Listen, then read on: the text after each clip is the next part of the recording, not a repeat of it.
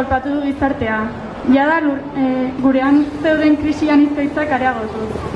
Egoera honetan, gazteak izan gara jopuntuan jarri gaituztenak, osasunaren izenean kriminalizatuak izan garenak.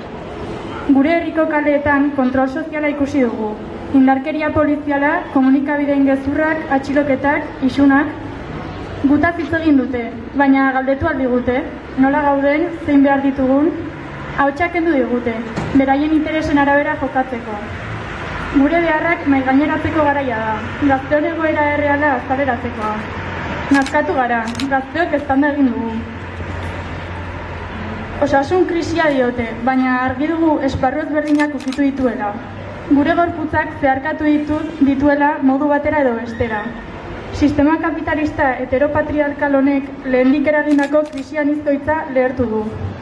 Harremantzea debekatu digute, sozializazioa zigortu eta harreman motak aldatu. Sozializatzeko moduak ziren kultur esparruak ere ukatu dizkigute, seguruak ez izatearen aitzakipean. Ekintza kulturalak sortzeko aukera oztopatu, gaztetxe eta aisialdiguneak itxiarazi eta aldiz ez digute inongo alternatibarik eskaini.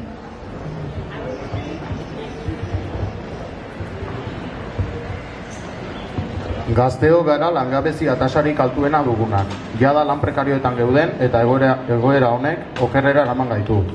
3 gaztetik bat langabezian gaude, kontratu gabeko lanetan jarduten dugu eta esplotatuak. Zaintza krisia ere azeleratu da. Ahaztu gabe eremu hauetan emakume migratuak direla gehiengoa eta baita neska gazteok ere. Lan prekarioetan eta emantzipatzeko ezintasunez aurkitzen gara. Ta ikasleok, ikasketak modu ez osasuntsu eta penagarri batean eraman behar izan ditugu, presiopean eta baliabide mugatuekin.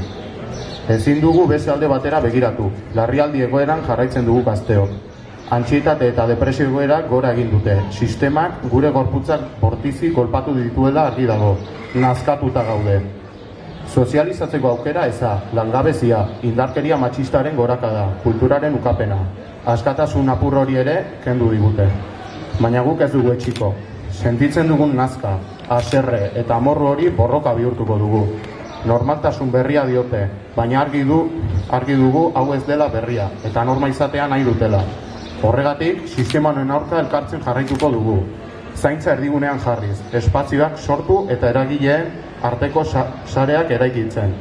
Orain inoiz baino gehiago, gazteon beharrak erdigunean jarri eta aldarrikatzeko tresna propioak sortzeko garaia da. Gure izenean gehiago hitz egin ez dezaten, gurea den ahotsa berreskuratzeko unea da.